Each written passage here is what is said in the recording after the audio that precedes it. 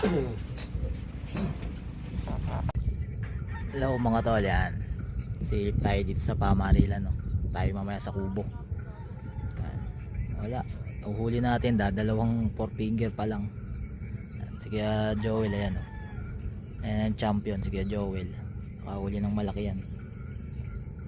Kailangan malaki, nakita ko na malaki sa kanyang nahuli niya, dalawa eh. Yan. Magandang tanghali sa inyo lahat.